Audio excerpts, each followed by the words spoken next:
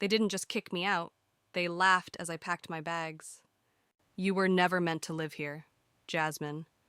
You don't belong with people like us. I didn't fight. I walked away, quietly. But 6 months later, I signed the deed to the building they call home. My name is Jasmine Brooks, and for most of my adult life, I've lived quietly, worked quietly, and tried not to take up too much space. You see, in cities like Seattle, space is a privilege not just the physical kind, but emotional, social, financial. I rented a small one-bedroom on the third floor of an old brick building in Capitol Hill. It wasn't much, but it was mine. And more importantly, it was quiet. I kept to myself, paid my rent on time, nodded politely in the hallway, invisible, by choice. The building had this strange mix of old-world charm and new-money arrogance, people with expensive haircuts and dogs in sweaters. My neighbors were a clique. Victoria worked in tech, always loud, always laughing like she owned oxygen. Scott was an art photographer who wore scarves in the summer. Stephanie and Joel were a couple in real estate, always networking, always watching. Me, I was the quiet girl upstairs, the freelancer who got grocery deliveries and wore the same black hoodie too often. Then came the invitation. Printed, no less. A thick white card with gold letters slid under my door. Residence Wine and Welcome, Friday, 7 p.m., Penthouse. It felt odd. I'd never been invited to anything by them. Ever. I stared at it for hours that day. Something in me, something old. From childhood maybe whispered, "Don't go. You know this isn't for you." But another voice, louder this time, said, "Why not? You live here. You pay rent. You're a resident too." So I said yes, or at least I prepared to say yes. I chose the best thing I owned, a red wrap dress I'd bought 3 years ago and worn exactly twice. I curled my hair. I even bought a bottle of Malbec from the fancy wine shop down the street, not the grocery store. As I climbed those stairs to the penthouse, I felt nervous, but hopeful. The music leaked out before I even knocked. Laughter. Pop music. Someone was singing off key. I took a breath, checked my reflection in the hallway mirror, and knocked. Scott opened the door. He blinked at me like I was the pizza delivery girl. "Oh, wow.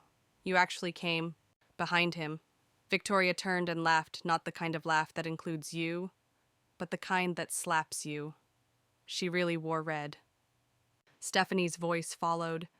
"Didn't we say it was, like, residents only?" I stood there, holding the bottle, smiling like a fool. My heart was beating so fast it hurt.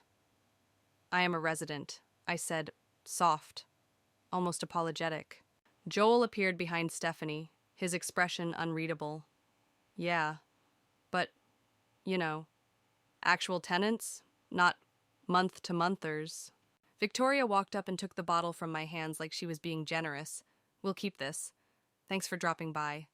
And then the moment that still echoes in my bones, Scott smirked, gestured behind me, and said, "Don't worry. There's always the fire escape." It was supposed to be a joke, a cruel, casual, cutting joke.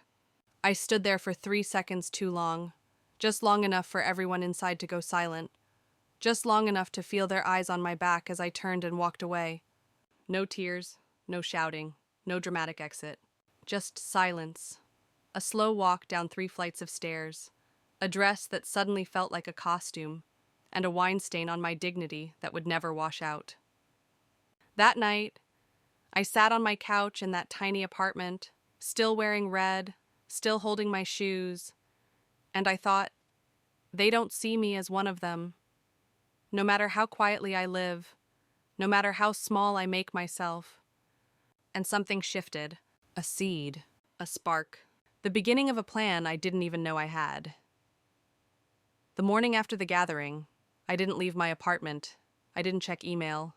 I didn't move much at all.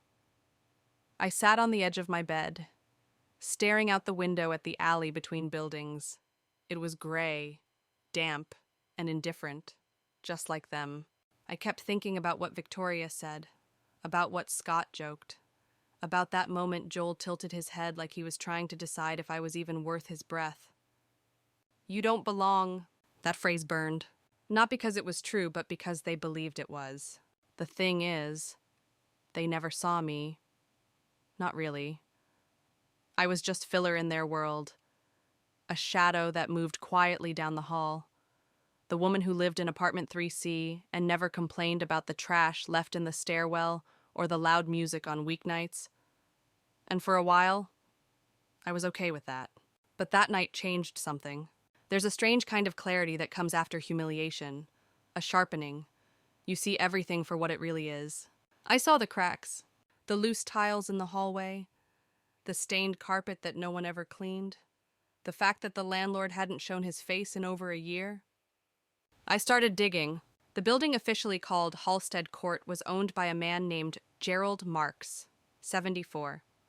Lives in a retirement community in Boise, Idaho, no children, no active management company. He inherited the building from his brother and was, by all online evidence, tired of the burden. It took me 3 phone calls and 1 very polite email to get a response from Gerald's assistant. Her name was Linda. She sounded tired and overworked, but kind. I told her I lived in the building and was interested in its future. She said, "Funny timing. Mr. Marks was just saying he might be ready to let it go." That was all I needed. That night, I couldn't sleep. My mind was racing, not with revenge exactly, but with something colder, something sharper. Not spite. Strategy? I pulled out a notebook and began to sketch numbers. Rent, market value, cost per square foot. I even looked up zoning laws for Capitol Hill. At 312, I circled a phrase, private sale off market. I didn't have money, not the kind of money you need to buy a whole building, but I had ideas, and I had time. For the next few weeks, I worked harder than I ever had. During the day, I took on every freelance job I could get: logos, websites, product mock-ups, even a rush campaign for a candle brand run by an influencer in LA. At night, I researched who owned buildings like mine, what were they worth, what kind of financing would I need, and who would take a risk on someone like me. I reached out to an old friend of my mother's, Diane, a retired loan officer who used to babysit me when I was little. I told her everything about the party, the humiliation, the idea. She didn't laugh. She said, "I've waited my whole life to hear you say something like this."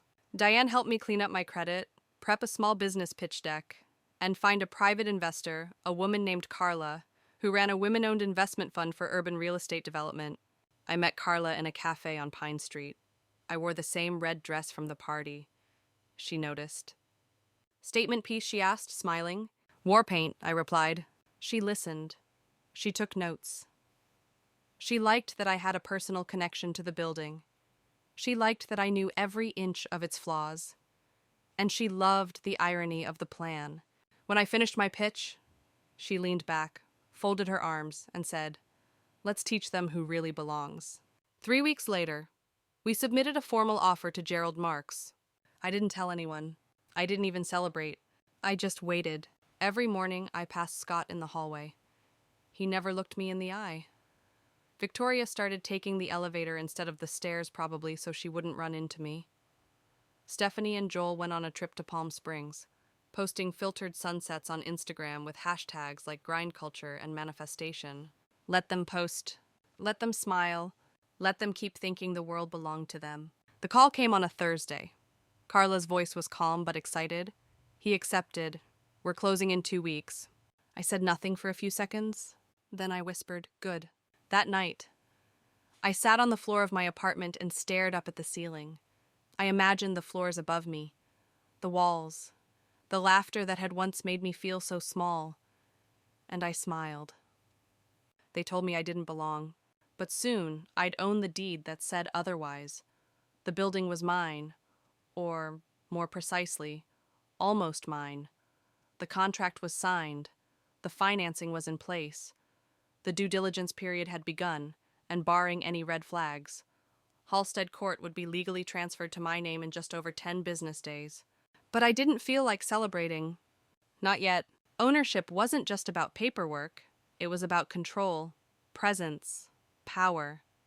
And those things had been stripped from me so long ago that I didn't recognize what it meant to hold them again. Still, I moved like a shadow through the halls, just like before. I didn't tell my neighbors a thing. Not Scott, not Stephanie, not Victoria. They still didn't see me, and I preferred it that way. The next step was inspection. Carla's team hired a contractor to do a walkthrough, but I asked if I could attend too. I know every crack in the place. I told her, I can show them what really needs work. She agreed. So on a gray Tuesday morning, I followed a man named Neil, clipboard in hand, thick gloves on as he poked around the foundation, the plumbing, the insulation. Neil was old school. Said he used to build houses with his father back in the 80s. He whistled when he saw the cracked boiler. "This thing's barely held together with duct tape and prayers," he muttered. I made a note.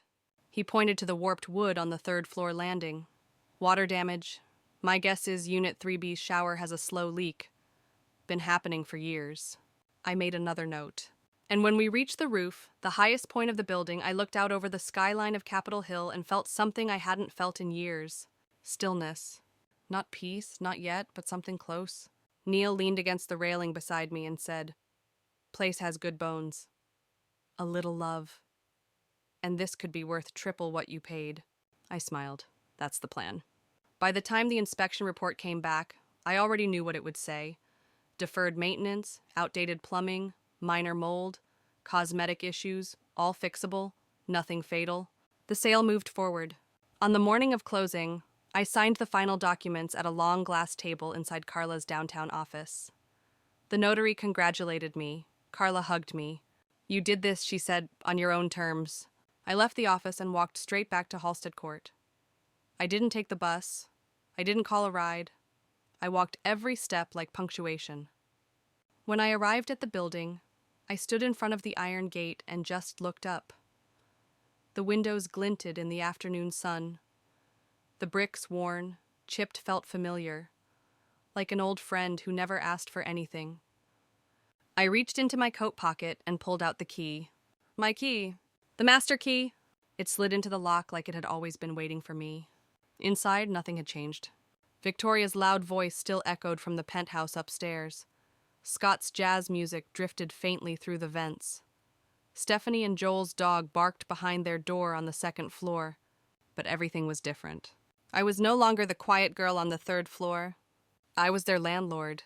I gave myself one day to breathe, to sit in my apartment, still the same couch, the same bookshelves, the same tiny kitchen, and absorb it all. Then I got to work. I scheduled meetings with a property lawyer and a new management firm.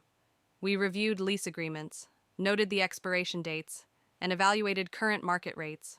Unsurprisingly, most tenants were paying well below what similar buildings in the area charged. And Victoria's lease month to month, no rent control. Scott's expiring in 30 days. Stephanie and Joel 60. I didn't intend to be cruel. I didn't want to kick anyone out without reason. But I wasn't going to let them coast, either. They needed to understand that everything had changed, and I was going to teach them the language of consequence. My lawyer helped draft a set of new lease agreements clearer, with adjusted rents aligned with the current market. I didn't double their rent, but I increased it enough to make them notice. The notices went out on a Friday. Printed, stamped, professional, no emotion, just facts. Victoria got hers first. I heard her stomping up and down the hallway later that evening. She slammed her door so hard the frame shuddered. Then came the knock. I opened my door slowly. She stared at me. "What the hell is this?" she said, waving the letter.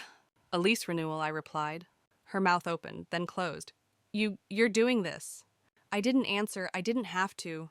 She stepped back like she'd seen a ghost. Then she turned and left without another word. Stephanie and Joel sent an email requesting a meeting. They were polite, cautious. Scott left a post-it note on my door, "Let's talk." But I didn't talk. Not yet. I watched, waited, measured the shifts. Some tenants signed, some grumbled. A few asked questions, but they complied. Victoria, though, refused.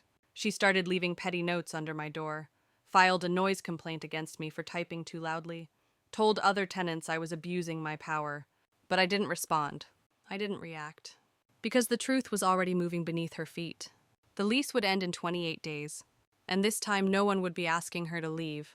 She'd be walking out on her own, and I would be standing exactly where they never thought I'd be at the top of the staircase, holding the keys to the kingdom.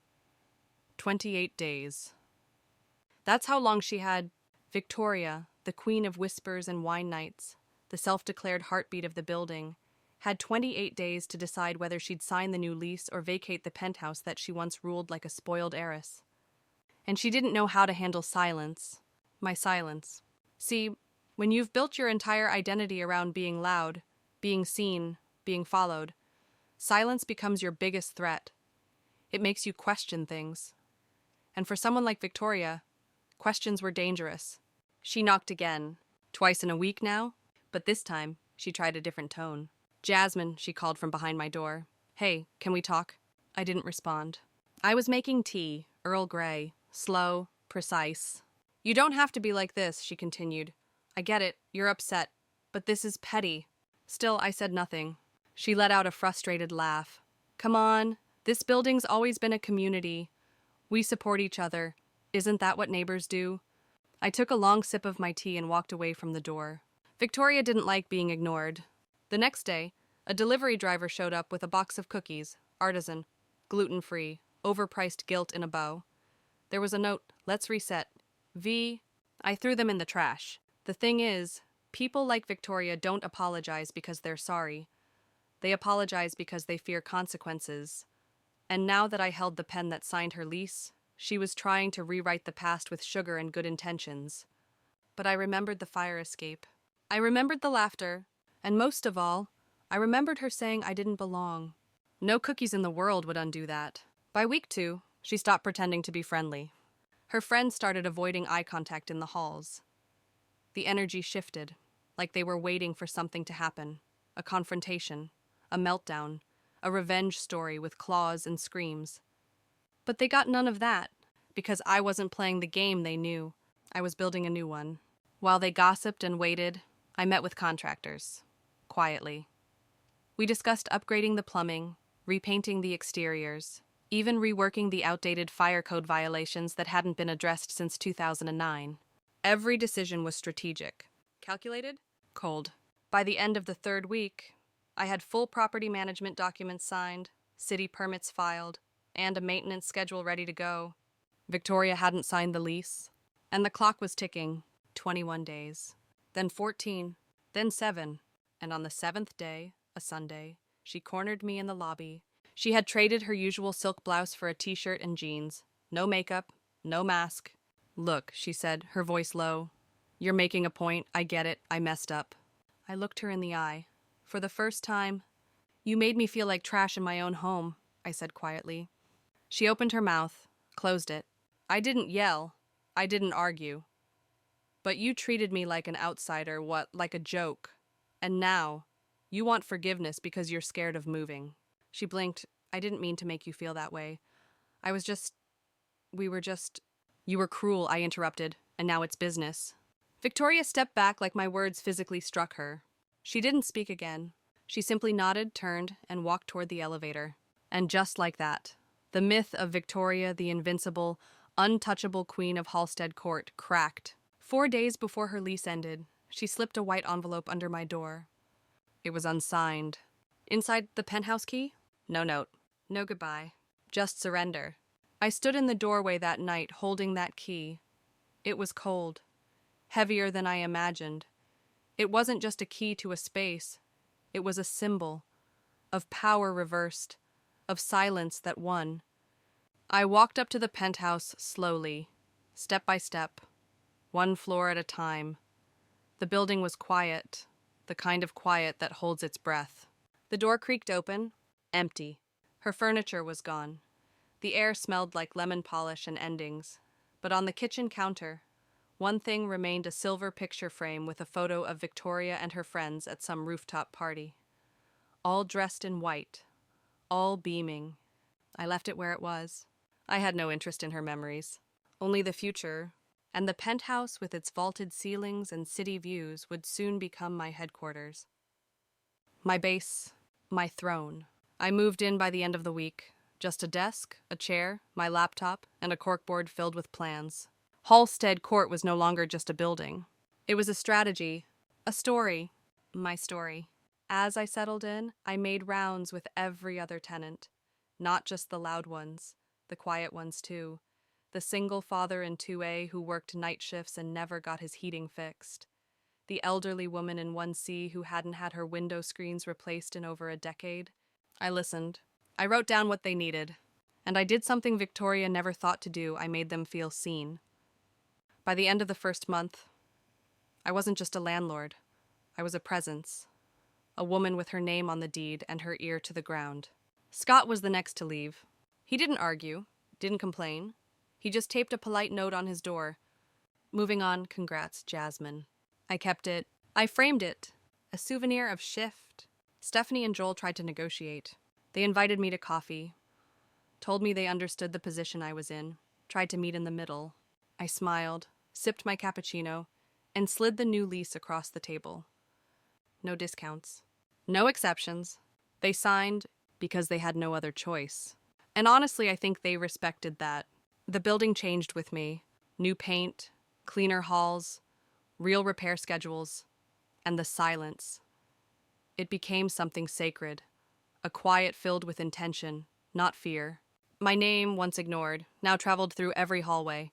Not with gossip, with respect. I never raised my voice. I never screamed or threw fits. I didn't have to. I had the key. I had the power, and I had the patience to wait. For every last one of them to understand the girl they told to leave. Now owned the cage they once ruled. Power doesn't shout. It doesn't slam doors. It doesn't post online or beg to be seen. Real power walks softly, signs quietly, and leaves an echo that never fades. That's the kind of power I had now. 6 months after the sale, Halstead Court no longer looked like the same building. The bricks had been cleaned, repointed. The lobby smelled like cedar and lemon oil, not mildew. The hallways, once dim and hollow, now glowed with soft white lighting, as if the building had taken a deep breath after years of holding it in. The transformation wasn't cosmetic. It was structural, emotional, spiritual, and it showed. New tenants had moved in. Artists, nurses. A single mom with a toddler who waved at me from her window every morning. They didn't know what the building used to feel like, the tension, the passive-aggressive post-it notes, the hierarchy of entitlement that once ruled its halls. They only knew the version I'd built, and that was enough. I didn't need them to know the whole story, but part of me wished someone had seen it, really seen what it took to get here. Because revenge isn't always fire. Sometimes it's ice. Controlled, measured, undeniable. It's not a scream in the night. It's the contract that comes in the morning, the one that changes everything with a single signature. I had all the signatures now. Every tenant, every unit. Even Stephanie and Joel, who'd finally stopped pretending we were friends and started treating me like what I was their landlord. I'd hired a management assistant named Clara Smart, detail-oriented, and as quiet as I was. Together, we restructured the maintenance schedules, organized rent tracking systems, and started a community improvement fund that I matched dollar for dollar, not for PR, not for show, but because I could, because I remembered what it was like to be invisible. And now, I wanted to make sure no one in this building ever felt that way again. One afternoon, while reviewing the annual expense report in the penthouse, I found a small envelope in the building's outgoing mail tray. It had no stamp, just a name in elegant handwriting, Victoria Lane. Curious, I opened it. Inside was a note. Jasmine, I'm not good at goodbyes, and I'm even worse at apologies. But I saw the new paint, the garden out front, the way the hall smells clean now. You made it yours. I underestimated you. I shouldn't have. You belonged here all along. V. I read it once. Then again. Then I tore it in half and dropped it into the shredder. Not out of anger, but because I didn't need her validation. Her words were 6 months too late, and I'd built a life without them. Sometimes I still walked by the old fire escape, the one Scott had pointed to with that smirk on his face. The one they laughed about like it was a joke. It wasn't a joke anymore. It was a memory. And I had replaced it with something far stronger. Ownership. The final change came in December. My lawyer called and said the LLC Carla and I formed could now be fully transferred into my name. She was ready to exit the investment and hand over the shares. We met at a quiet restaurant, hugged, and signed the final paperwork over creme brulee. "You've done everything I hoped you would," Carla said. "I'm just getting started," I smiled. Now the building was entirely mine. Every brick, every key, every inch of space that once felt like a prison now stretched like a palace. I hosted the first ever tenants' winter party that month in the lobby. Under string lights and fresh pine wreaths, there were cookies, cider, and music, and laughter. But this time it wasn't sharp or cruel. It was real. The woman from 1C danced with the toddler from 2F. Clara brought her shy niece. Someone even brought a karaoke machine. No one laughed at my dress. No one told me to leave. No one looked surprised that I was there because I was the one who unlocked the door. After everyone left, I stood alone in the center of the lobby and looked around. The walls were mine. The silence, mine. The peace earned. And for the first time in a long time, I said the words out loud. I belong here. Not to prove anything. Not to reclaim anything. But simply to acknowledge what I'd built. What I'd taken back. What I now owned without apology. Revenge didn't come in the form of shouting. It came in the form of deeds and leases. It came in the form of withheld answers. Elevated rents. Improved safety protocols. It came in the form of calm. Calculated. Complete. And they'll remember it. Not because I forced them to. But because the next time they tell someone she doesn't belong, they'll remember me. The girl they laughed at. The woman who walked away. And came back holding the deed.